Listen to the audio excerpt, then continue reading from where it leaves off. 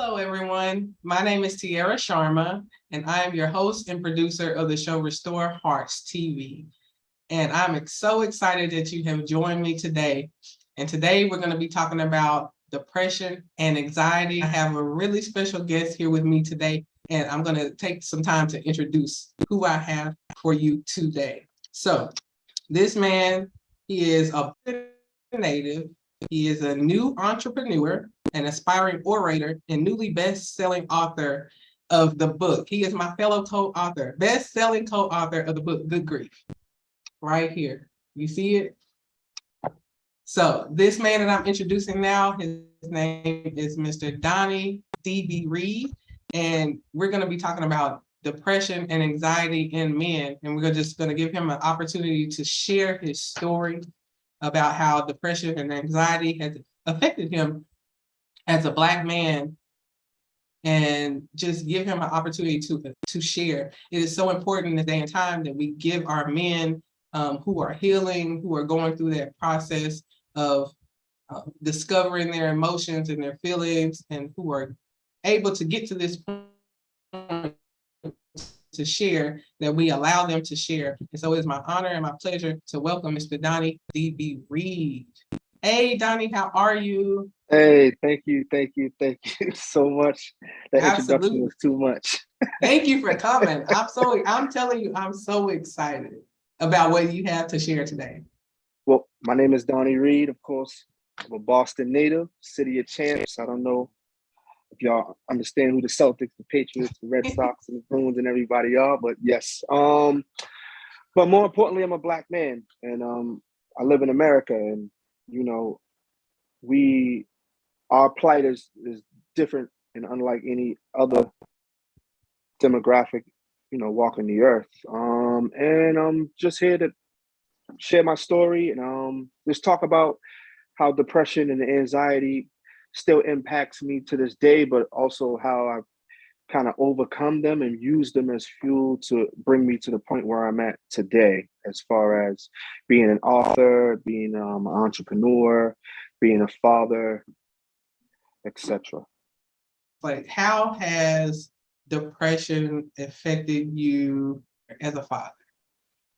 For one, it impacts me so much because I don't want I don't want to be the cause of my children's depression, because my parents were the cause of my depression. So I knew that I wanted to always be as present as possible.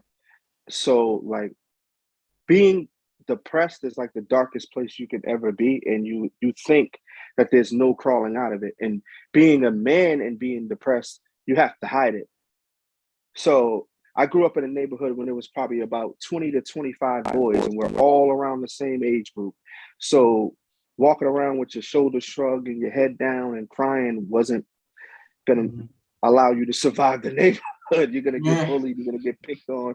People are going to take things from you. So just, but as a dad, I knew like my biggest gripe with my parents was their lack of presence in my life. Like my great grandmother raised me, and throughout my early years, I did live with my mom, but she was addicted to drugs. So she was present, but she really wasn't.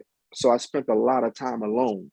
So I know what it's like to be closed off to the rest of the world, and it's where it's in your room, and you have to create this world inside your room with the little bit of toys you have and the TV, and act like everything's okay when you're called out of the room for whatever reason that you may be called. So I knew for my children, number one, I was going to be there as much as I could, no matter if I was going to be with the mother or not.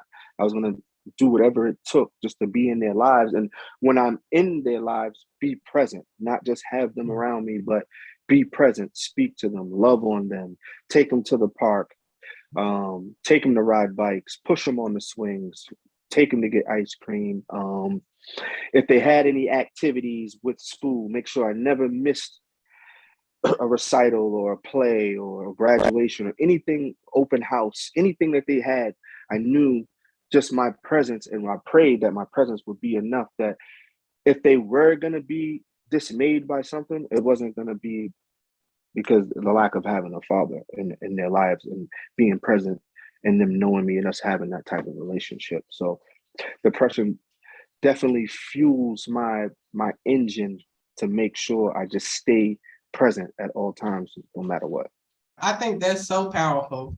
Your presence as a father, like how you have that awareness to know that your presence matters. That's something that a lot of men don't understand. And even me and my husband were having this conversation because it's like, well, who are you without the job?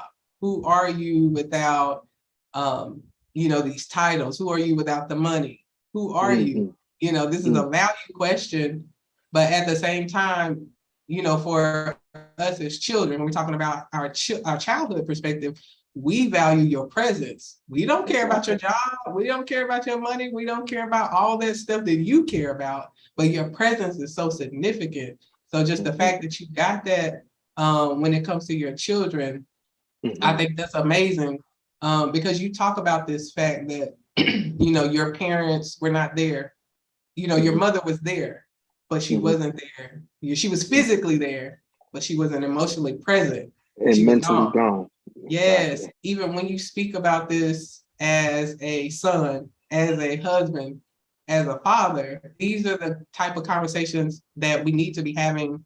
And as women, we need to hear it from a man's perspective, because a lot of us, we're raising men, or we even have husbands, but we may not have been fathered.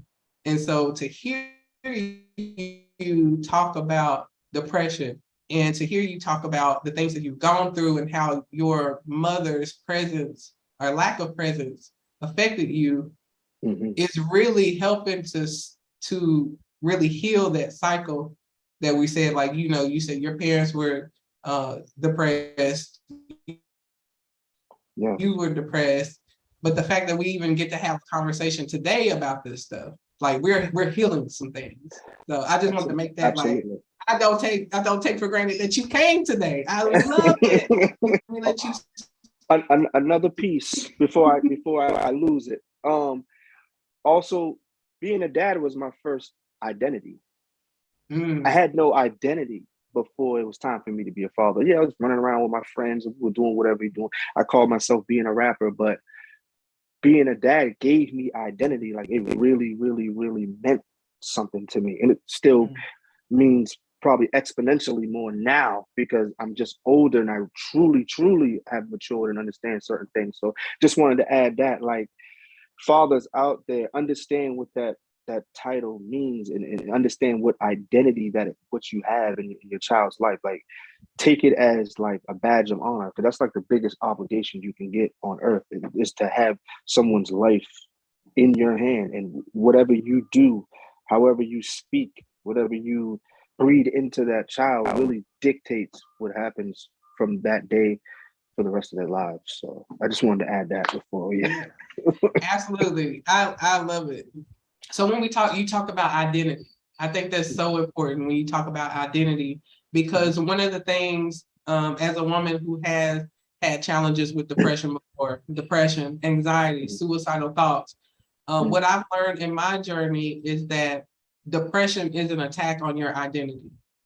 So just when you think about the way that you speak to yourself, the thoughts that are going on in your head, once you become aware of what's happening, it's almost like there's a direct attack on your identity when you're talking about these negative thoughts, these negative cycles and thoughts that come with depression. So in the medical world, we call it ruminating, where you think about something over and over and over again. So you're thinking about the fact that I'm not enough, or I'm not good enough for this. I mean, you can fill in the blank. I'm not good enough to be a mother. Like I'm lacking in so many areas, or I'm not fast enough. My skin's not light enough. My hair's not cool light enough. Yeah, I'm not cool enough. When you're depressed, it's like the smallest thing just adds on top of everything. So you could scuff your sneaker and that's going to trigger something and set your whole day off. And like, depression isn't something that just goes away either. Of course, pray and ask God to come and bring you some peace, but like you have to do work. Like it takes a lot. But I think you need to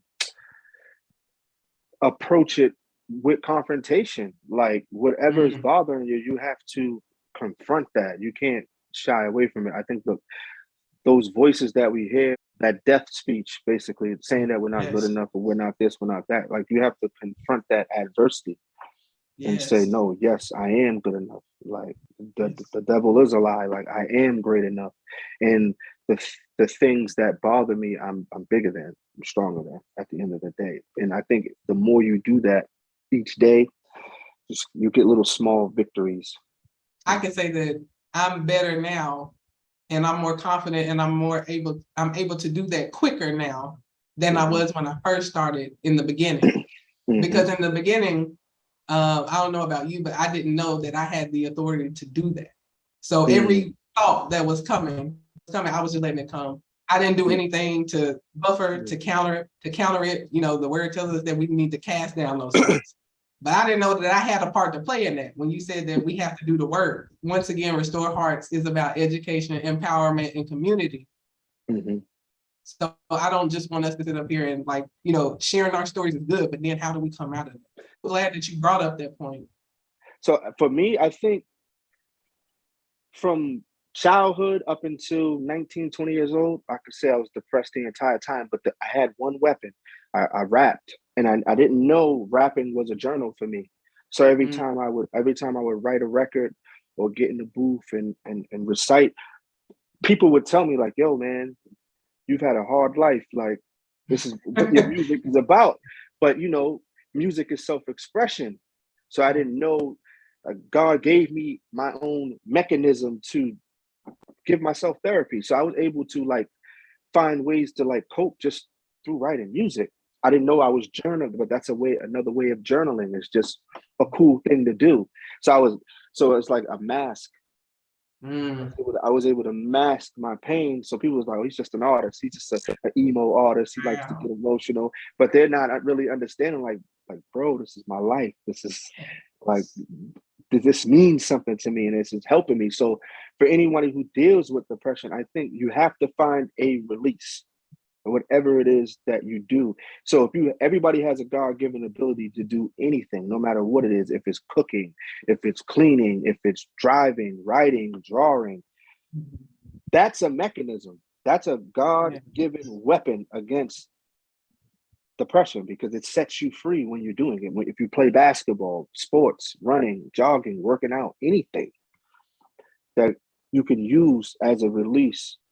I'm not even going to call it a distraction because it's not a distraction because you actually get peace. Now, when you're done doing those things, of course, it's back to the real world, but you've let a load off. So it's not as heavy. And the more you continue to just funnel that pain through something you love, that load just gets lighter. That's a very great point that you make because I found like as I'm looking back over my own life, I find that when I was challenged with depression, it got worse when I wasn't doing anything, when I wasn't operating in my gifts. So I think that when you say the gifts are an outlet of expression, there are things that God has given us that we can actually use to help counter and combat those things. Like that's a really good perspective. If I really think about it, I think that's true. Two things can be true at the same time. I think that is true. And then I also think that it is true that people can, because I mask behind that too. So when I talk about like my in my work as a nurse, like I just love, you hear people say, oh, I love helping people. Well, I do. I like helping people. In nursing, I can help people, I can teach people, I can start IVs, I can, do stuff, I can use my brain, my intellect. There's like so many things you could do as a nurse. But because I was so gifted at it, I could also hide it. And so when I had to come home as a stay-at-home mom, my second pregnancy, I'm high risk and I'm required to go home and sit down and I'm not operating in my gift. That's when the thoughts start getting bombarded. I don't have that outlet that you're talking about. So I think that outlet, the using of the gifts is a buffer. So I'm glad that you brought that up because that's a really good point. And I think that is a reason why sometimes it can go unnoticed, especially in our men. Like you're talking about it today, but like if you're operating in your gifts so well that we never know what you're thinking, Mm. we're never having conversations, then that's where I think it flies under the radar. Absolutely. And like as men, we don't talk. Like only a couple of my friends truly, truly, truly know me. Mm-hmm. And our conversations are much different than when we're in a social setting. And I think it's because they suffer from the same. Mm-hmm. So as men, it's hard for, because again, when you grow up in the urban area, you have to have a certain exterior to survive, because you got to navigate through this world, and any chink in the armor, people use that against you, depending on how you deciding to live your life. Me, unfortunately, I decided to live a lifestyle that was unsavory. So Mm-hmm. I put myself in a lot of positions and around a lot of people that could do me grave harm.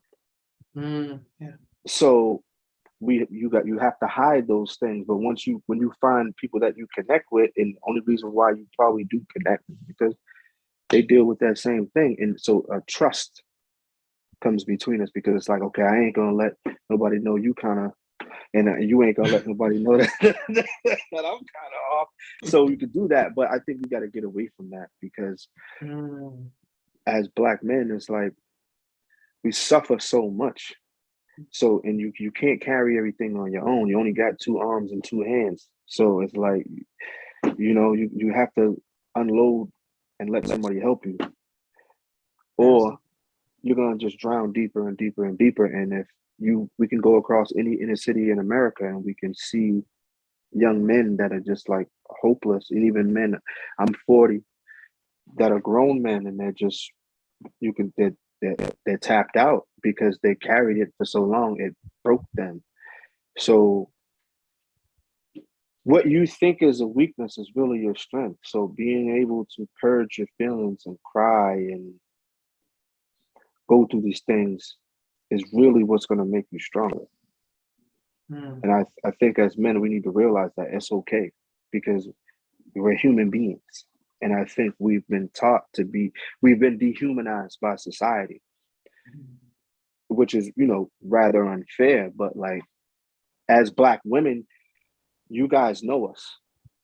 Because I have a saying. I said, if you want to really know who a man is, ask his mother or his baby mother, because they Oh, know Lord. everything. And it's true, because that's who you're vulnerable with. So as Black men, I just want us and need us to understand that's where our strength lies, in our emotion. That's why we are great. And that's why we're able to produce the things that we produce, is because we're able to walk through hurt. Imagine if you unloaded that hurt, how much more free and powerful you'd be, because you're being weighed down. Like what I think you're really talking about is grief. Indeed. Listen, I told you, listen, I Mr. got Donnie, mine too. Mr. Donnie D.B. Reed is an excellent author and orator. I'm telling you. Is it okay if I share just a little bit? Just a Yeah, little, because sure. they're gonna Be have to my buy guest. it. If they want the whole thing, they're gonna have to buy it. Hey. So you have a very powerful story, and I was telling you that. But I just want to read a little bit of it so the people can hear. Okay. I was reading a little bit to you about what touched me as a mother with a son, to hear you speak about that experience you had with your mother. So you said the love and affection she eagerly attempted to give wasn't enough to negate the neglect I was subjected to. My days were like midnight, dark and lonely, and my nights were bright like the sun in the middle of July. There was no shade for sleep. I was often left alone as a young child. I can still taste the tears I shed by the window, waiting and wishing for my mother to return. Tears that I never knew God was collecting for my good. These moments of my life are more vivid than the Martin Scorsese. Listen, that's all I'm gonna give you. But I'm telling you, it's yeah. You share in good grief, and the way that you talk about how men just need to release. I think that this is so important, because even the fact that you have this revelation, but me as a wife, the fact that I had this revelation that it's okay for me to grieve. It has given my husband permission to grieve. It's given me that understanding that my children need to grieve so that my children don't carry all the stuff that we carry because we didn't know, right? Absolutely. So I just think it's so, the way that you tell your story, and then as you're sharing your experiences today, how all of that just connects together. It's funny, like, because like even just hearing you read it, and like I said, when I think back to those days, I get emotional because it's like I truly remember. And I was talking to my mom last week, and this past weekend, it was my daughter's birthday, my daughter's 8th birthday, and she was like, at first I was kind of nervous to read the book, but then, but my mom, being who she is, she was like, well, then I thought to myself, why do I need to be nervous when I know his story and I know what I put him through. So when me and her talk, we often talk about those days. And I used to ask her, like, what made you feel comfortable to leave me home at that type of age? We're talking about 4, 5, 6 years old. And we're not talking about 15, 20 minutes. We're talking about an entire day. And she just said to me, I just knew you'd be okay. When you were born, I knew that it was something about you. I just knew you'd be fine. And you would think anybody else would like get upset about it, but it's like, that's a part of my healing process, is embracing my plight and growing up in church and understanding that God has a way of putting you through training, and your life is really a stage for him to perform. So what we're doing here through our stories, this is his stage. So I say that to say, my story is my story, but I feel like I'm not living for just me. I'm living for other Black men to let them know, like, yo, because I know I'm not the first. I know I'm not the last to live this type of childhood and go through these type of things. So it's just like, I have to be like that voice for them. So to hear you read those words, and I'm just like, wow. Listen, to read those words, I was like, wow, our God is supernatural. Very, our God is supernatural. Very, very, very. Yeah, but thank you so much for sharing with me today. Listen, you got to come back. When you extended the invitation, I was like so honored, so excited. Tell the people where they can find you on social media. Thank you for having me, first of all. It's been a pleasure. I'm honored to be here.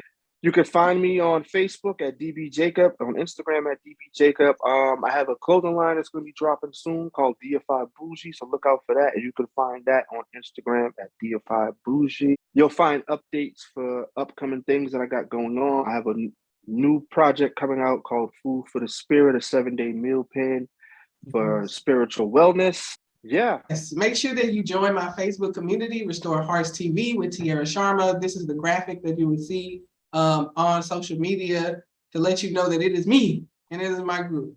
So we are building that community. It's a new community. We're building it so that we can respectfully discuss the topics that are presented each week.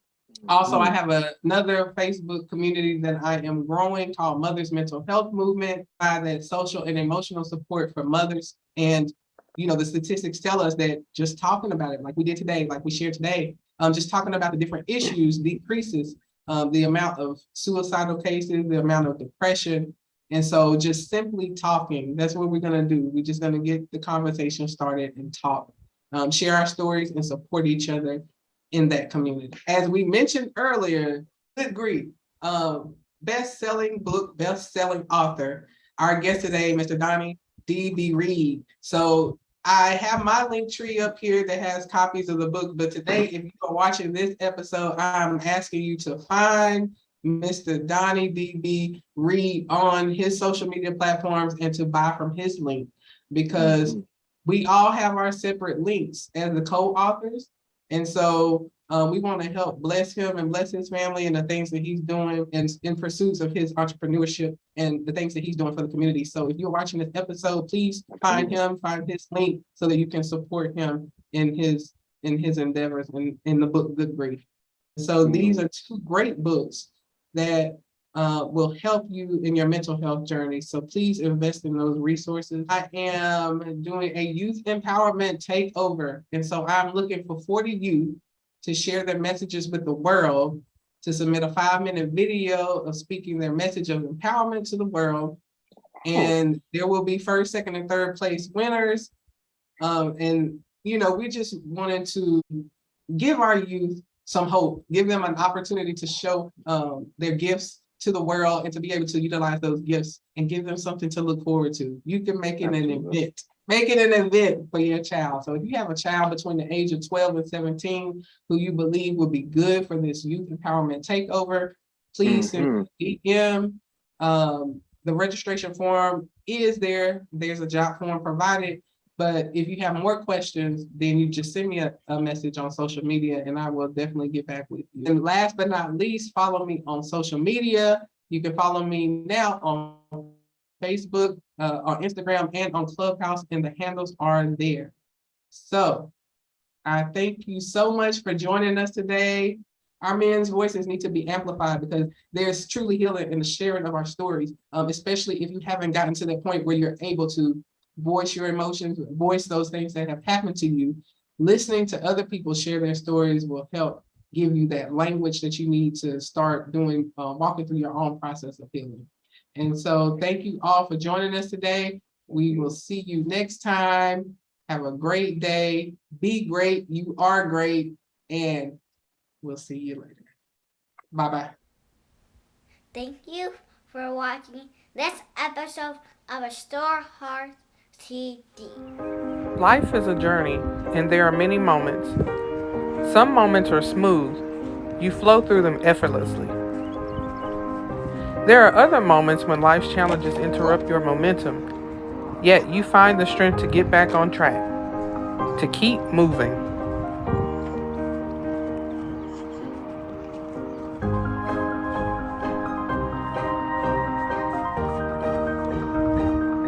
So even if you have to crawl to make it there, do it, because victory belongs to you. You are equipped to handle every part of the journey.